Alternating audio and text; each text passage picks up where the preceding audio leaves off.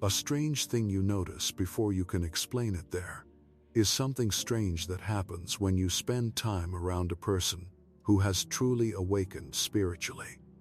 You notice it before you can explain it, before any conversation begins, before anything meaningful is exchanged. They look younger than they should.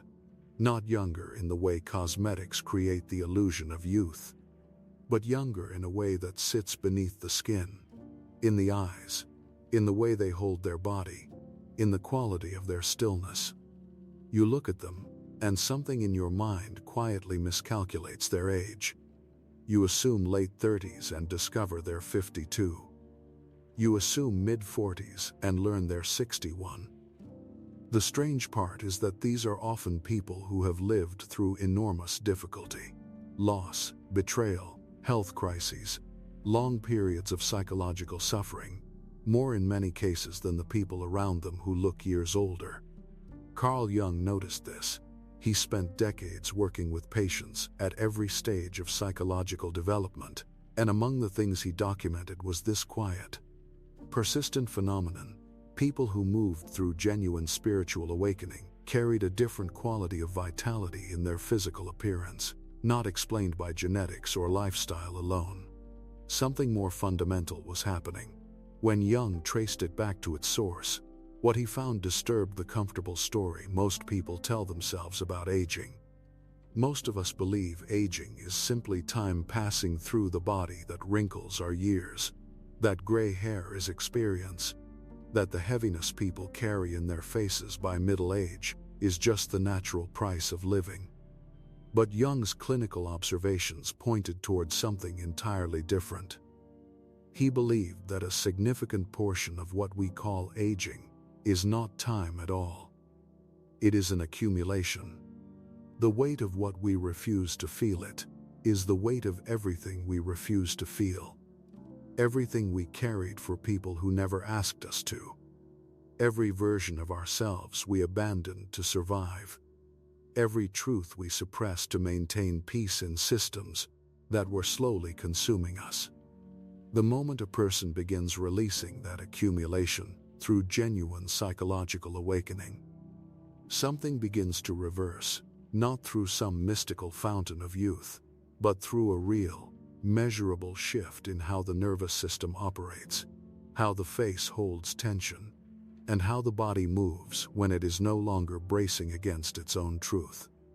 The spiritually awakened person looks younger because they have let go of something enormous, something most people carry until the very end, without realizing they were holding it at all. Before we understand what they put down, we need to understand what most people are carrying. Jung observed that the average person moves through adult life in a state of profound psychological compression. Not because they chose this, but because the world around them required it from an early age. You learned quickly that certain emotions were acceptable, and others were not. Certain versions of you were welcomed at the dinner table, praised at school, and rewarded in relationships. Other versions, the angry you, the frightened you, the deeply uncertain you, the you that simply wanted to stop performing, were quietly discouraged until they disappeared underground. Jung called what accumulated down there the shadow. Not evil, not dangerous in itself, simply everything the conscious mind refused to own. All the feelings that had nowhere safe to go. All the needs that were never allowed to be needs. All the grief that was interrupted before it could complete itself. While the conscious mind carried on with ordinary life, the shadow grew heavier. Every year of not feeling what needed to be felt added weight, not metaphorical weight, but real neurological weight. The kind that changes how the muscles in your face hold. That alters the quality of your breath. That affects the hormonal environment inside your body in ways that accumulate across decades. Jung noticed that his patients who hadn't done this inner work, who were still carrying decades of unprocessed emotional material, carried it visibly, not always in obvious ways, but in the set of their jaw, in the tension around their eyes. in the slight forward collapse of the shoulders that comes from spending years bracing against an interior world that feels unsafe. Their bodies were doing something extraordinary and exhausting. They were working constantly to contain what had never been processed, to keep the lid on what had never been allowed to surface. That containment, sustained across years and then decades, leaves marks that no skincare routine touches. Because the marks aren't on the surface, they're structural. They live in the nervous system. They live in the baseline level of cortisol the body maintains when a person is unconsciously at war with themselves. They live in the chronic, low-grade tension that becomes so familiar, it stops feeling like tension and simply starts feeling like who you are. This is what most people are carrying by the time they reach their 40s and 50s. Not years, not experiences compressed, unresolved psychological weight. It's not the difficulty. It's the resistance to it. Here is where something important shifts. The spiritually awakened person, the one who stops people in their tracks with how young they appear for their age, has typically lived through more difficulty, not less. They have often experienced loss that broke them open, betrayal that shattered their operating assumptions about the world, periods of psychological darkness that lasted not weeks, but years. If anything, the events of their life would seem to justify looking older than their age. And yet the opposite is true. Jung's answer to why is what changes everything about how we understand aging. He believed that it is not the difficulty that ages a person, it is the resistance to difficulty. It is the suppression of what difficulty asks you to feel. The person who moves through genuine spiritual awakening has at some point stopped resisting. They have learned, often through enormous suffering, to feel what is actually there, instead of managing what they don't want to be there. That single shift from resistance to allowance, from suppression to integration, begins releasing the accumulated weight that was written onto the face and into the body through the nervous system. The process is not comfortable. Jung was very clear about this.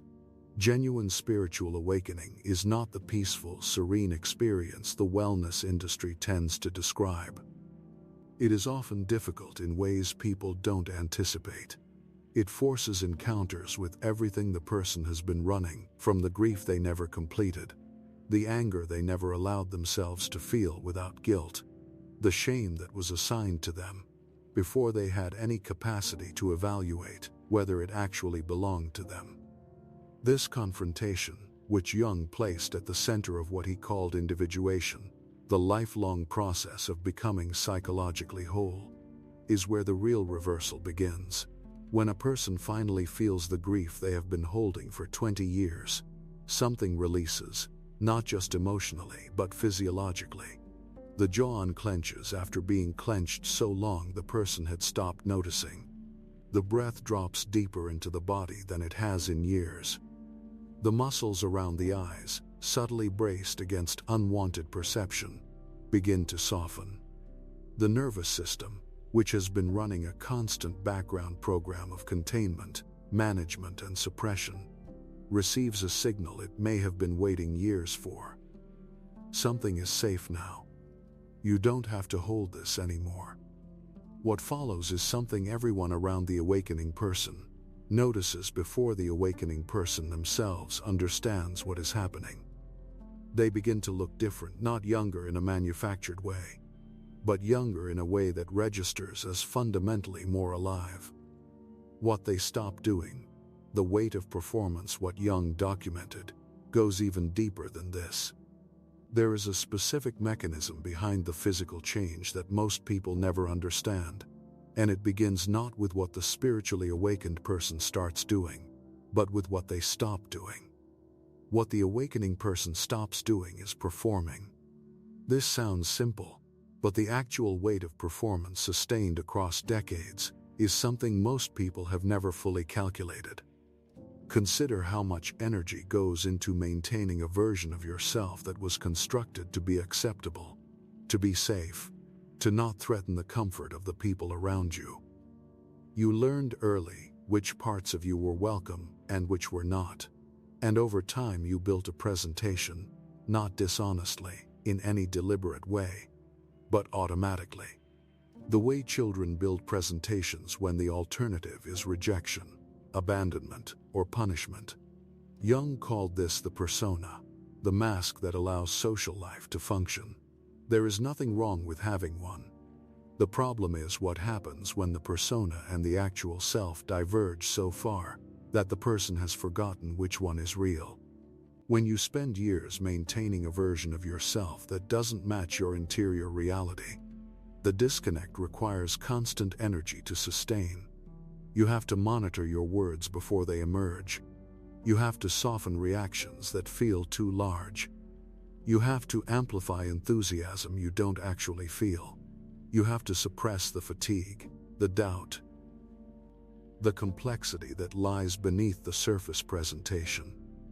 Every one of these micro-adjustments, happening dozens or hundreds of times a day, has a physiological cost. It maintains a low level of stress activation in the nervous system that never fully switches off. And stress activation sustained long enough does something very specific to the face and body. It ages them. The stress response system is not designed to be permanently on. It is designed for acute threat, a short burst of activation followed by recovery. When it becomes a baseline state, a permanent low hum beneath ordinary life, the body begins to show the wear. Not dramatically, not all at once, but year by year, in small increments that eventually add up to a face that looks tired in ways sleep no longer fixes. The spiritually awakened person has at some point put down the performance, not all at once, but usually through a crisis that made the performance impossible to maintain, a breaking point where something in them simply refused to keep pretending. The moment the pretending stops, the energy that was consumed by maintaining it becomes available again. The nervous system receives the signal that the threat has passed, not an external threat, but the internal threat of being known for what you actually are. When that signal lands, when the body finally believes it is safe to stop racing, the face changes. Not in a day, but over months, the person begins looking different. More present, more open, more alive, less like someone managing an interior situation, and more like someone who has arrived at a place where managing is no longer necessary. This is what people are seeing when they look at a spiritually awakened person and misjudge their age. They are seeing a face that is no longer holding anything in reserve. Jung observed that this quality is almost impossible to fake. You can appear younger temporarily through various interventions, but the specific quality of aliveness that comes from genuine psychological integration cannot be manufactured. Because it isn't about the surface, it's about what the surface is no longer required to contain. What they reclaim there is another layer to this that goes even deeper, and it's the layer most people miss entirely. It has to do not just with what the awakened person releases, but with what they reclaim. Jung understood something about people who had moved through genuine individuation. They had reclaimed parts of themselves that had been underground for years. Sometimes decades. The sensitivity they had been told was weakness. The capacity for joy they had suppressed because it felt unsafe to need good things. The creativity they had abandoned when survival became more urgent than self-expression. The anger they had been taught to feel ashamed of, which was actually the healthy signal that their boundaries were being violated. These qualities, even after years underground, are not dead. They are dormant. When the awakening process brings them back into consciousness, the person doesn't just feel more whole psychologically, they look more whole physically. Because these qualities carry real biological energy, the kind that shows up in the eyes as brightness, in movement as ease, in the face as a quality of presence that communicates, without words, that someone is genuinely here. Most people by middle age have suppressed enough of their authentic self that a significant portion of their vital energy is perpetually consumed by the act of suppression itself. The awakened person has stopped suppressing. All that energy, previously tied up in maintaining what Jung called the false self, becomes available for actual living. And actual living, as opposed to the management and performance of living, looks completely different from the outside. You know this intuitively. You have seen it. You have been in rooms with people whose vitality is somehow contagious, who seem to have reserves of energy that don't make logical sense given their age or circumstances. And you have been in rooms with people who drain the air around them, who seem exhausted at a level that has nothing to do with sleep deprivation. Jung's insight was that the difference is almost never about what has happened to these people. It is almost always about what they are still carrying, or have finally put down. Living in the present instead of scattered across time there is a third dimension to this that Jung documented in his later work, and it may be the most counterintuitive of all: the relationship between spiritual awakening and time. Most people have a very specific relationship with time that they are not consciously aware of. They live psychologically across all of it simultaneously. They carry unresolved grief from 20 years ago as if it were present. They carry anticipatory anxiety about futures that may never arrive as if those futures were already here. They carry resentments that are functionally decades old in their nervous systems, as if the original wound were inflicted this morning.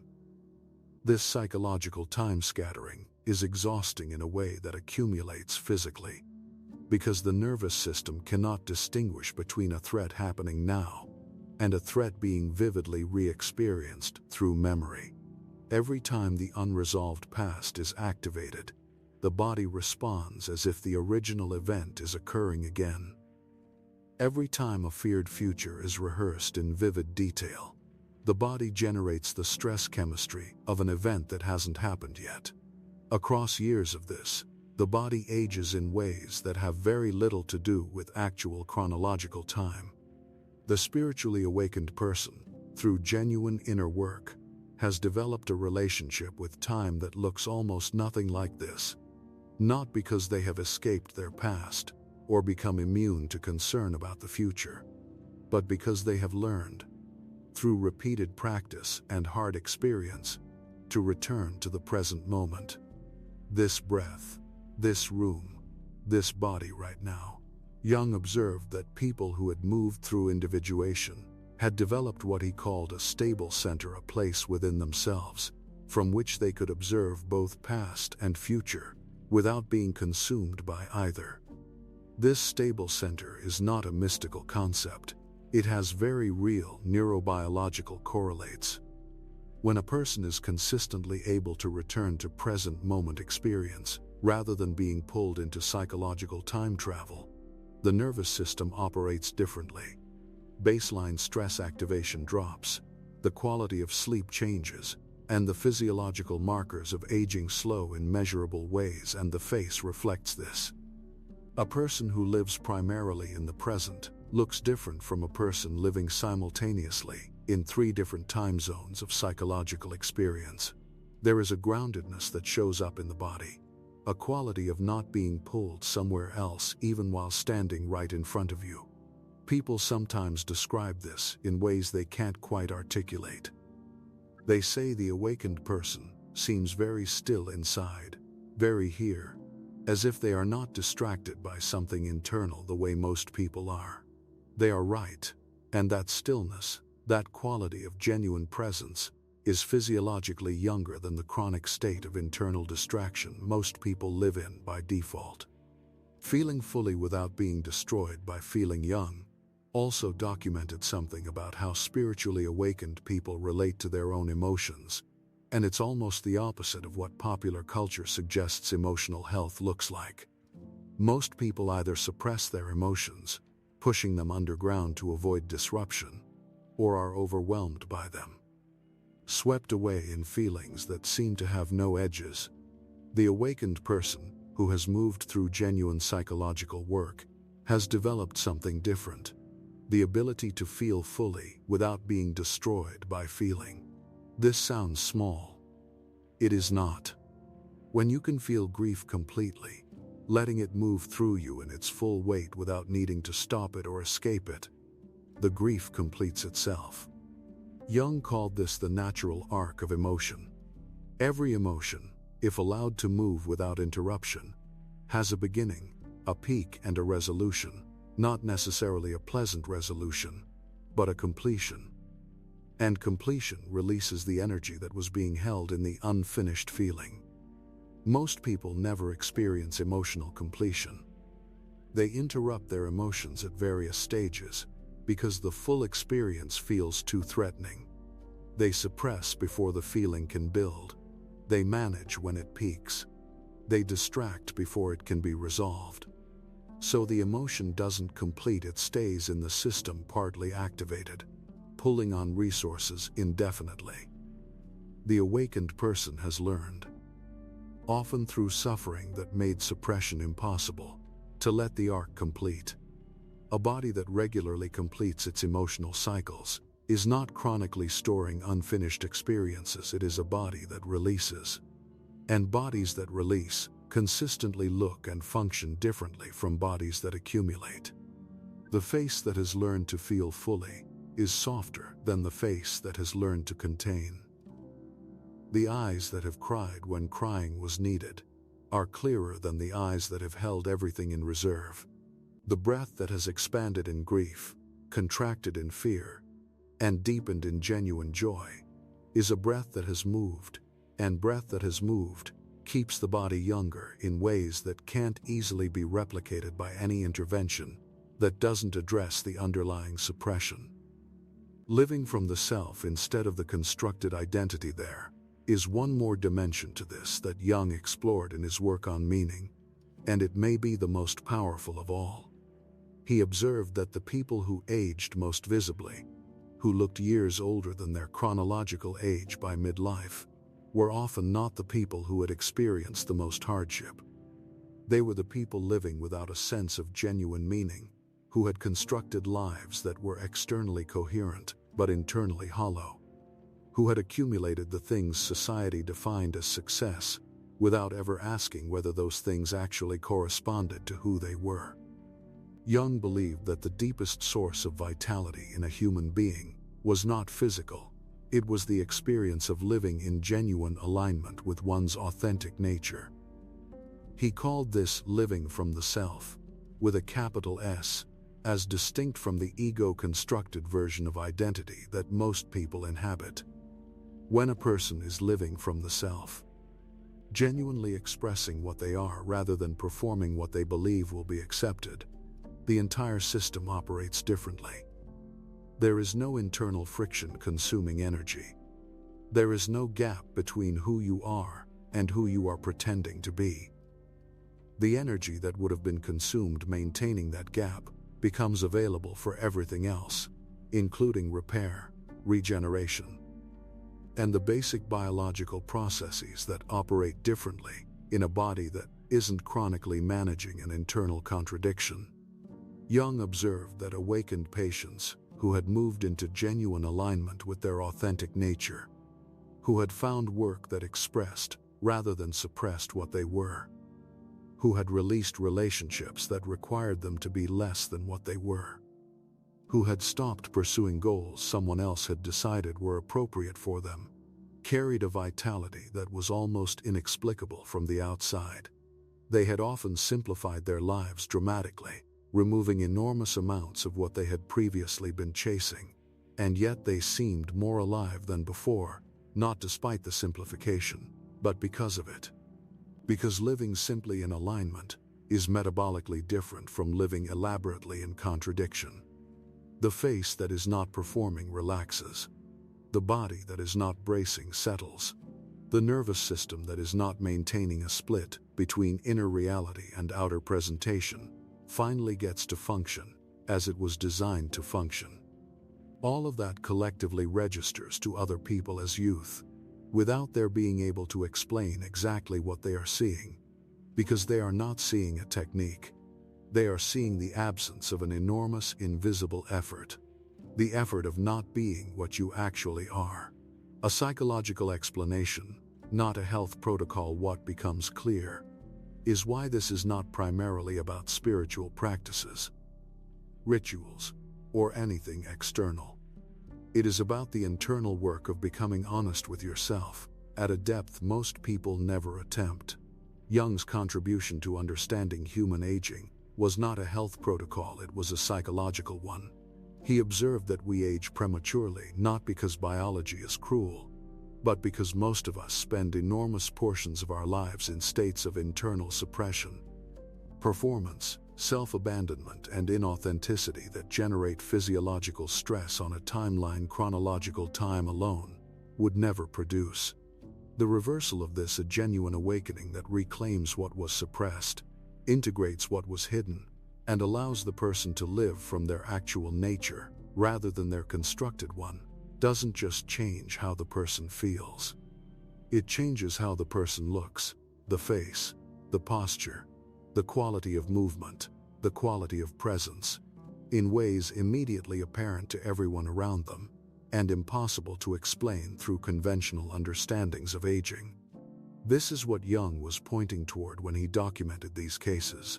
Not some mystical exception to biology, but a very practical relationship between psychological wholeness and physical vitality.